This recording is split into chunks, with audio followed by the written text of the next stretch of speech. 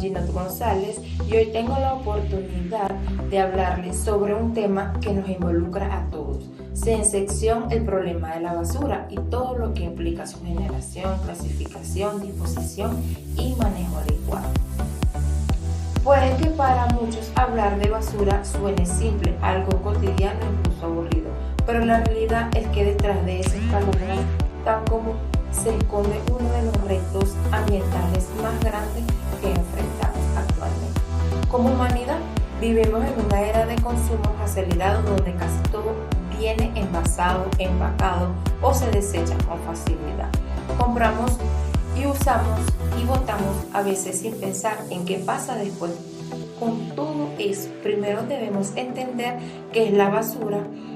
Es todo aquello que ya no consideramos útil y decidimos desechar. Sin embargo, el problema no es solo tirar cosas, sino la cantidad y el tipo de basura que generamos cada día. Solo para que tenga una idea, cada persona en el mundo genera un promedio entre 1 y 2 kilogramos de residuos al día.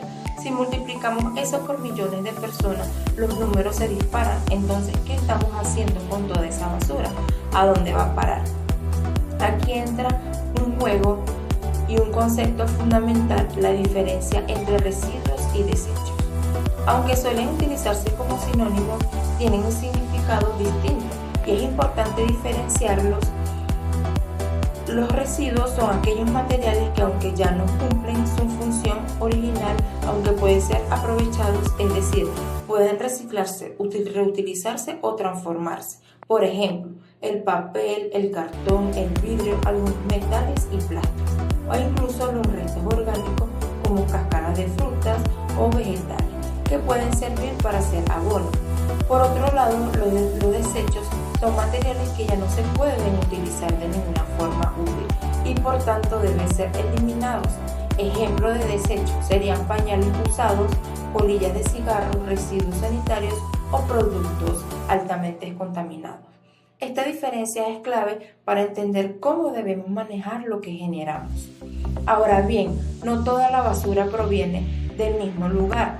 Podemos clasificarla según su origen en 3 grandes grupos: doméstica, comercial e industrial. La basura doméstica es la que generamos en nuestros hogares día a día. Incluye desde los restos de comida hasta empaques, botellas, bolsas, productos de limpieza, entre muchos otros. Esta es la que más nos resulta familiar y también la que podemos controlar más fácilmente. Luego está la basura comercial, que proviene de actividades económicas como tiendas, restaurantes, centros comerciales, mercados, etc. Aquí encontramos muchos empaques, envoltorios, productos vencidos o dañados y residuos de alimentos en grandes cantidades. Y finalmente tenemos la basura industrial, que es la que se genera en fábrica y procesos de producción.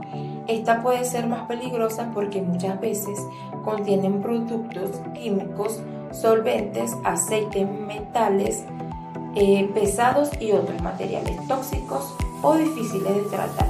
Aquí es importante hacer otra distinción: los residuos peligrosos y no peligrosos. Esta clasificación no depende del lugar donde se genere, sino de su capacidad para causar daños en el ambiente o la salud humana.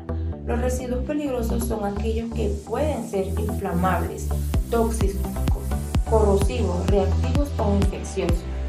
Pensemos, por ejemplo, en bacterias, pintura, pesticidas, aceites usados, jeringas, medicamentos, vencidos o aparatos electrónicos. Estos residuos requieren un tratamiento especial porque se manejan de forma incorrecta. Pueden contaminar el suelo, el agua y el aire, y además poner en riesgo la salud de las personas. Por otro lado, los residuos no peligrosos son aquellos que, aunque no representan un peligro directo, igual deben ser tratados adecuadamente. Incluye papel, cartón, plástico, comunes, restos de comida, vidrios, entre otros. Aunque no sean tóxicos, si se acumulan sin control, pueden generar malos olores, atraer plagas y también ocupar grandes espacios en vertederos o rellenos sanitarios. Ahora bien, ¿cuáles son los daños al ambiente que provoca la basura cuando no se maneja correctamente? Uno de los primeros efectos es la contaminación del suelo.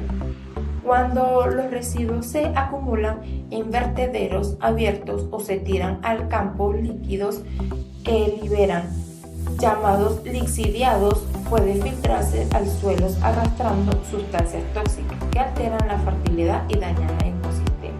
Otro efecto grave es la contaminación del agua. Muchas veces la basura llega a los ríos, quebradas o incluso al mar. En esos casos no solo afecta a los peces y otros animales acuáticos, sino también a las personas que dependen de esas fuentes para el consumo o actividades agrícolas. La contaminación del aire también es común, especialmente cuando se queman residuos al aire libre. Esta práctica libera gases tóxicos como dióxido de carbono, monóxido de carbono, dioxinas y furanos, que afectan directamente nuestra salud y contribuyen al cambio climático. A todo esto se suma la afectación a la biodiversidad. Muchos animales, tanto terrestres como marinos, confunden los residuos con comida. Hay casos de tortugas que mueren por ingerir bolsas plásticas, aves que construyen nidos con residuos o vacas que comen restos contaminados. Entonces, ¿qué hacemos con toda esta basura? Aquí entramos en el tema de la disposición final de los residuos, es decir, qué se hace con ellos una vez que lo botamos. Entre los métodos más comunes está el vertedero a cielo abierto, que consiste en acumular la basura en un terreno sin ningún tipo de tratamiento. Es el más barato, pero también el más contaminante y peligroso para la salud. Otra opción más controlada es el relleno sanitario, donde la basura se deposita en capa, se cubre con tierra para minimizar los malos olores y evitar que los lixiviados contaminen el suelo, aunque es más seguro que el vertedero igual genera gases como el metano, que es altamente contaminante. La incineración es otro método que consiste en quemar los residuos a alta temperatura. Esto reduce el volumen de basura, pero si no se realiza con tecnología adecuada, puede liberar gases tóxicos al ambiente. También está el compostaje, una técnica ecológica que permite aprovechar los residuos orgánicos para transformarlos en abono natural. Es muy útil para jardines, huertos y agricultura en general. Y por supuesto están el reciclaje y la reutilización. El reciclaje implica transformar residuos en nuevos productos, como botellas de plástico convertidas en fibras textiles o papeles reciclados para cuadernos. La reutilización, en cambio, consiste en darle un segundo uso a un objeto, sin transformarlo, como usar frasco de vidrio como envase o transformar una caja de cartón en organizador. Pero todo esto no será suficiente si no pensamos en alternativas y soluciones sostenibles que podamos aplicar desde ya. Una de las principales es la reducción en la fuente, es decir, generar menos basura desde el momento de la compra, optar por productos a granel, llevar bolsas reutilizables y evitar productos con demasiado empaque. Son decisiones pequeñas que marcan la diferencia. Otra alternativa es la educación ambiental. Es urgente que desde la escuela, hogares y comunidades se promueva una cultura de responsabilidad con los residuos, separar la basura, entender su impacto y fomentar la participación ciudadana. Es clave para generar cambios reales. El apoyo institucional también es necesario. Los gobiernos deben implementar políticas públicas que regulen la producción, el manejo y la disposición de residuos y que fomenten la inversión en tecnologías para el reciclaje y el tratamiento adecuado. En este punto quiero detenerme un momento y preguntarte a ti, ¿qué estás viendo en este video? ¿Qué haces tú con tu basura? ¿La separas? ¿La reciclas? ¿Has pensado en reducir la cantidad que generas? Porque al final todos formamos parte del problema, pero también todos podemos ser parte de la solución.